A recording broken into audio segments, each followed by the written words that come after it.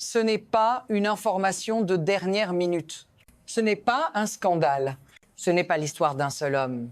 Ce qui se passe en ce moment est plus silencieux que ça.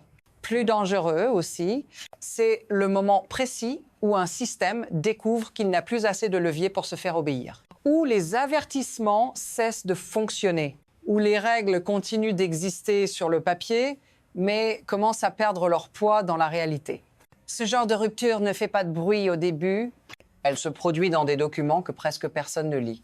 Dans des procédures que le public ne regarde pas, dans une décision froide, technique, presque administrative, et pourtant c'est là que tout bascule.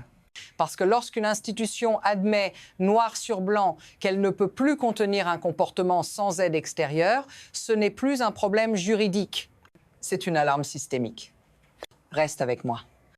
Ce qui a été déclenché aujourd'hui ne s'arrête pas à une salle d'audience, et une fois que tu vois pourquoi il devient impossible de faire semblant de ne pas comprendre ce qui vient ensuite, ce qui contrôle vraiment ce système aujourd'hui n'est pas une personne. Ce n'est même pas une fonction, c'est la capacité d'absorption. Un système tient tant qu'il peut absorber la transgression sans se déformer. Un avertissement ignoré, puis 2, puis 10.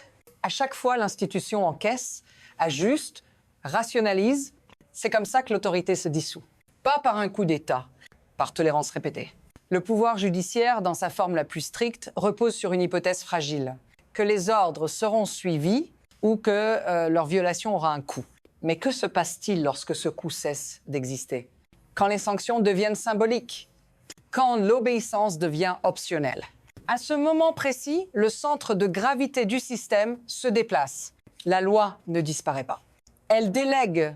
Et quand une institution commence à déléguer son autorité pour survivre, ce n'est plus de la procédure. C'est un signal que quelque chose d'essentiel est en train de glisser, lentement, mais irréversiblement. Et ce glissement n'a pas commencé aujourd'hui. Il y a eu un avant.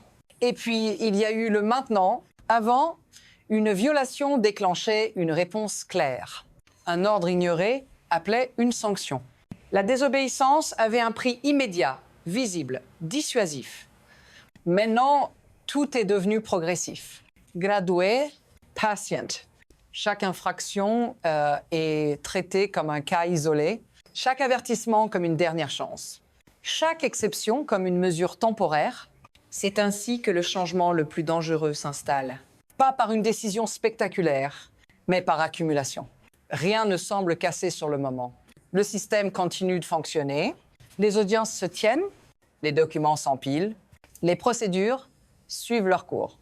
Mais quelque chose a déjà changé de place. Quand une règle peut être violée une fois sans conséquence réelle, elle peut l'être 2 fois, puis 10, puis régulièrement. Et à force d'être contournée, elle cesse d'être une contrainte pour devenir une suggestion. Ce basculement est presque invisible. Mais une fois qu'il est normalisé, le retour en arrière devient extraordinairement difficile. Et c'est précisément à ce point de normalisation qu'un choc devient inévitable. Puis, le système a cessé d'absorber, pas avec un discours, pas avec une conférence de presse, avec un document 47 pages, froideuse, méthodique, déposé dans un tribunal fédéral. À l'intérieur, rien de spectaculaire à première vue, des dates, des citations, des transcriptions, des rappels d'ordre déjà donnés, mais le choc ne vient pas de ce qui est listé. Il vient de ce que ce document admet implicitement. 14 violations documentées, pas contestées, pas ambiguës, répétées malgré des avertissements directs, malgré des sanctions, malgré des audiences de rappel à l'ordre. À ce stade, ce n'est plus un écart. C'est un schéma. Et quand un schéma persiste après que toutes les réponses internes ont échoué, le système est forcé de reconnaître une limite. Ce document ne demande pas plus de patience. Il ne propose pas une sanction supplémentaire. Il dit en substance, ce cadre ne suffit plus. Et à partir du moment où cette phrase existe, même indirectement, il n'y a plus de retour à la routine. Parce que ce qui suit ne dépend plus du tribunal. Voilà le point que presque tout le monde manque. Le système ne s'est pas brisé parce que quelqu'un a enfreint les règles. Il s'est fragilisé parce que les règles n'avaient plus de prise suffisante. Un tribunal ne fonctionne pas par la force. Il fonctionne par crédibilité, par la certitude partagée que désobéir coûte plus cher qu'obéir. Mais quand un acteur peut absorber les sanctions financières, symboliques, procédurales, alors le calcul change. Les amendes deviennent un bruit de fond. Les rappels à l'ordre deviennent prévisibles. Et chaque nouvelle violation teste un peu plus loin la frontière. Pendant ce temps, le coup ne disparaît pas, il se déplace.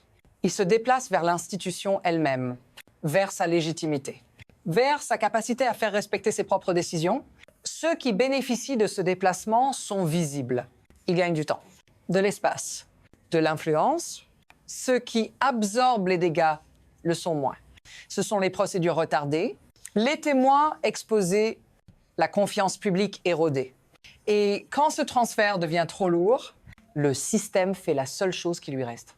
Il passe le problème ailleurs.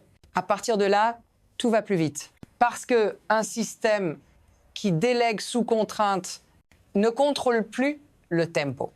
Le dossier ne reste pas confiné. Il circule, il est transmis. Il est lu par des acteurs qui n'étaient pas censés intervenir si tôt. Chaque nouvelle violation cesse d'être un incident. Elle devient un multiplicateur. Chaque réaction publique alimente le dossier. Chaque message, chaque attaque, chaque défi lancé à l'autorité. Rien ne se perd. Tout s'archive. Ce qui était gérable à huis clos devient impossible à contenir à l'air libre.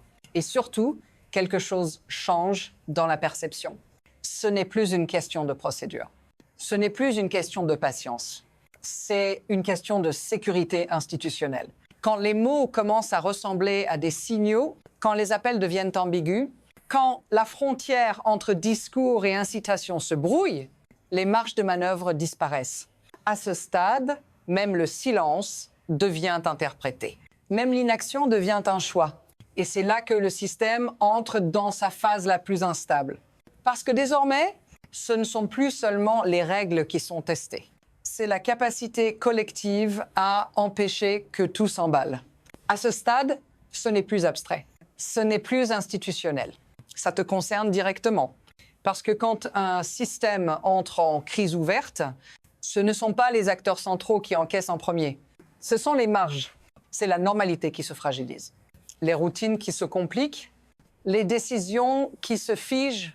L'incertitude ne se voit pas tout de suite. Elle se ressent dans l'économie qui hésite, dans les institutions qui se protègent, dans les mesures de sécurité qui deviennent visibles. Quand des forces sont déployées, ce n'est pas pour le symbole. C'est parce que quelqu'un a estimé que le risque était réel. Et ce climat-là, tu le reconnais. Même si tu n'es pas à l'intérieur du bâtiment, même si tu n'es pas dans la salle. C'est ce moment où tu te demandes si tout ça aurait pu être évité. Et surtout, ce que ça dit de la solidité du cadre censé nous protéger. Si ce type de tension devient répétable, alors il cesse d'être exceptionnel. Parce que les systèmes ne fonctionnent jamais en vase clos. Ils sont observés, évalués, interprétés. Quand un pays montre que ses mécanismes de contrainte sont sous stress, le signal dépasse immédiatement ses frontières. Les alliés ne regardent pas par curiosité. Ils regardent pour anticiper, pour mesurer la fiabilité, pour évaluer le risque. Les adversaires, eux, regardent autrement. Ils cherchent des failles, des incohérences, des moments d'hésitation. L'instabilité n'a pas besoin d'être totale pour produire des effets. Elle a seulement besoin d'être crédible. Les marchés réagissent à l'incertitude, pas aux intentions. Les relations diplomatiques s'ajustent aux perceptions, pas aux discours. Et quand l'image projetée est celle d'un système absorbé par sa propre survie, l'équilibre extérieur se tend. Rien n'explose immédiatement. C'est plus subtil que ça. Les décisions se retardent. Les engagements se conditionnent. Les marges de confiance se rétrécissent. Ce qui rend cette phase dangereuse, c'est qu'elle se déroule souvent hors champ médiatique. Mais une fois enclenchée, elle est très difficile à inverser. À partir d'ici, le système n'a plus qu'un nombre limité d'options. Pas des solutions, Des trajectoires. La première est l'ajustement. Les institutions absorbent le choc.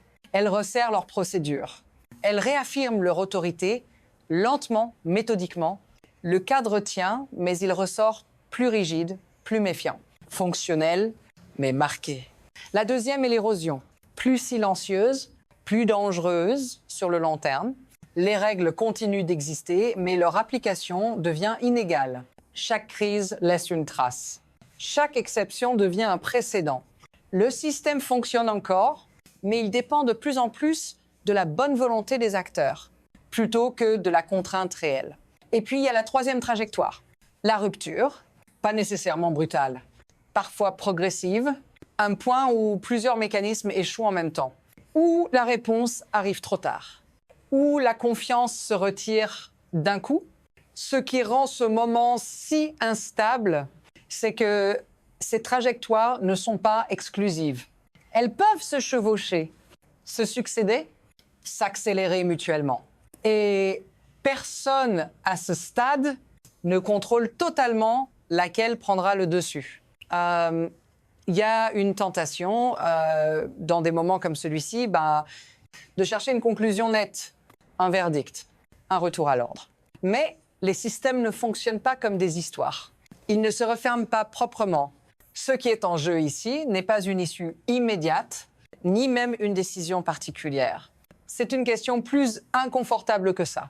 Que se passe-t-il quand un cadre continue d'exister, mais que sa capacité à contraindre doit être sans cesse réinventée? Quand chaque crise devient un test de résistance, et non plus une exception, rien de ce qui vient ne sera simple, ni rapide, ni sans coût. Et surtout, rien ne garantit que la prochaine fois, le système disposera encore de la même marge de manœuvre. C'est pour ça que regarder ailleurs n'est pas neutre. Comprendre ce moment, ce n'est pas choisir un camp, c'est mesurer ce qui est en train de se déplacer sous la surface.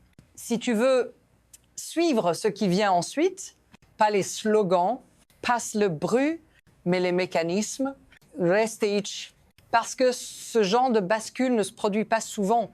Et quand elle est passée, il est toujours trop tard pour dire qu'on ne savait pas.